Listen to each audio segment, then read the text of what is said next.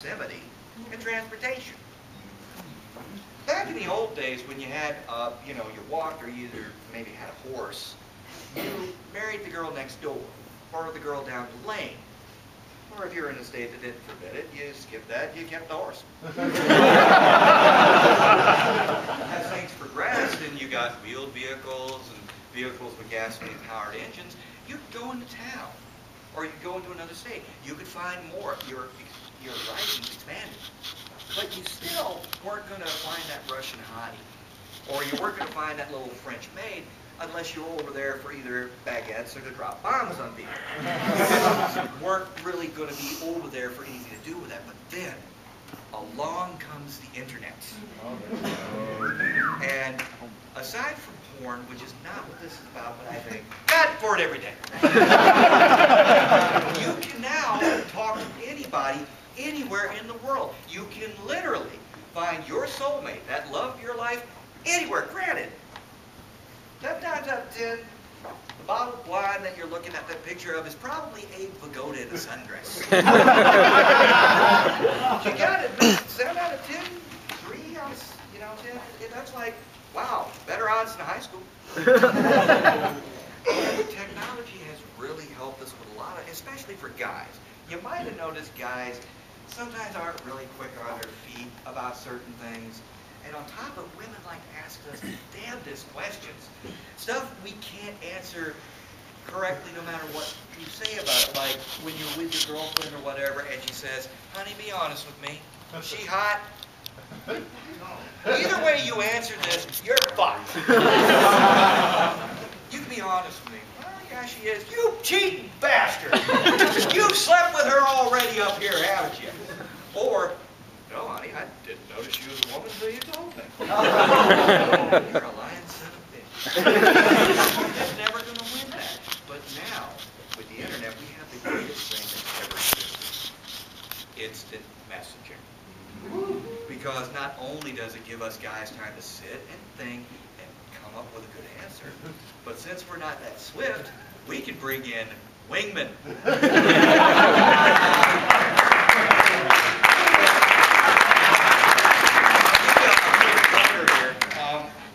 It's got to be instant messaging, not Twitter. Twitter is the equivalent of teaching your dog to type, and he's basically sending out every random neuron firing he's got.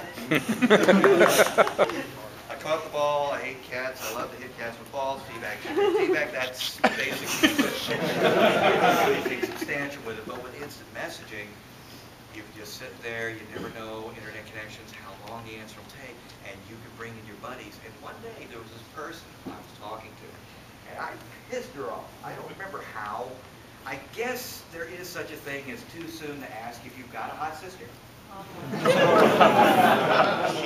She left mad that night, which meant she just signed off. Lovely how we've managed to read emotion into nothing these days. But the next day she was going to get online, and I knew she was going to be pissed. I didn't want to say the wrong thing or anything, so I pulled in 2 friends, and they're giving me advice on it. She would say a word, it's like, hi. Oh my God, she said hi. What do I say? Well, say hi back. Oh, she'll kill me, the other friend. Say hi back. Consensus 2. Hi. How are you? Oh my God, she said, how are you? What do I do here? It's like, just say fine. And we went for a minute, and then she said something really sweet. And I'm like, that's really sweet. My God, I don't know what to say. It's not going to get me killed. What should I say? Well, give her a hug. She will eviscerate me like a polar bear for a Klondike bar. Talk to the other friend and give her a hug. And this literally happened. I typed in asterisk, H-U-G, asterisk, and leapt back from the computer. I'm pacing the room now. I can see the computer, and I'm waiting, and all of a sudden I see it flash on my phone. You know this feeling. You said something, you don't know how they're going to take it. Now you're waiting to see what their answer is. It starts pounding. You don't want to look at it. Which is when my cat finally had enough. Motherfucker, get over there. I'm not going to listen to this all night, all in the family. Get over. So I go there, and she hugged back. Hey. So now she's asking questions about you know, future and commitment.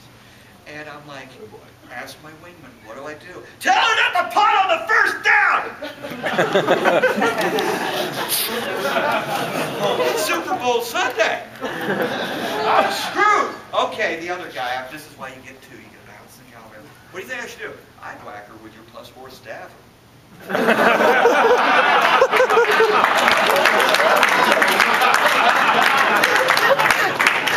I don't have enough time to teach the cat to talk at this point. So what do I do? Oh, God. Internet. Okay. There's so much romance out there. It's not even funny. Fan fiction. Well, I feel just like I do about the girl in the Harry Potter movies that plays Hermione Granger. She's underage, you sick bastard! Harry Potter. Ooh. Drago? Wrong one. Internet connectivity problems, lightning storm. I will talk to you and don't call me again, you sick son of a bitch. And this wouldn't be possible without the joy of the internet. I can now piss off and get told to fuck off by people anywhere in the world.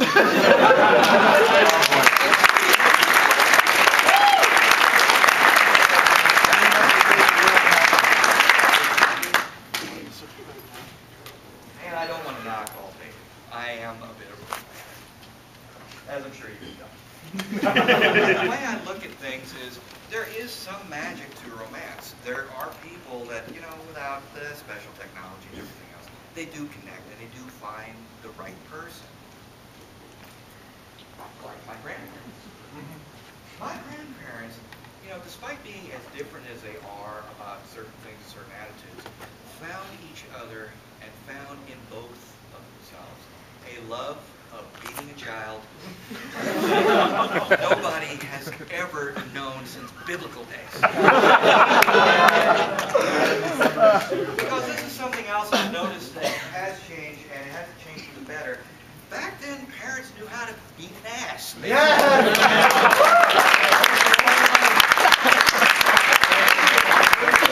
I see some kid just completely and literally showing his ass, wanting a brand new toy or whatever.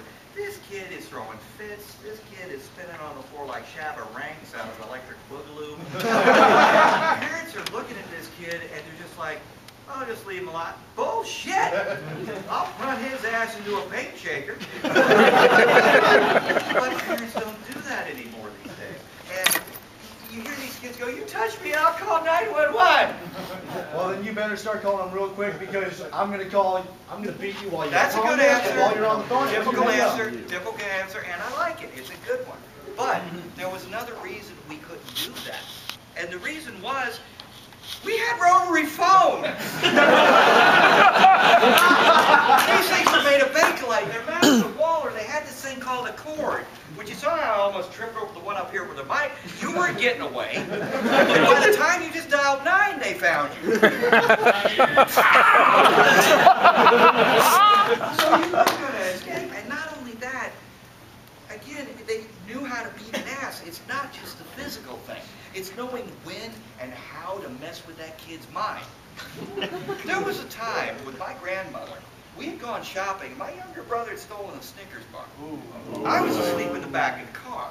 She beat his ass, came out, opened the door, and beat my ass. I'm like, what the hell did I do? And she said, I know you. You've probably done this and gotten away with it. I'm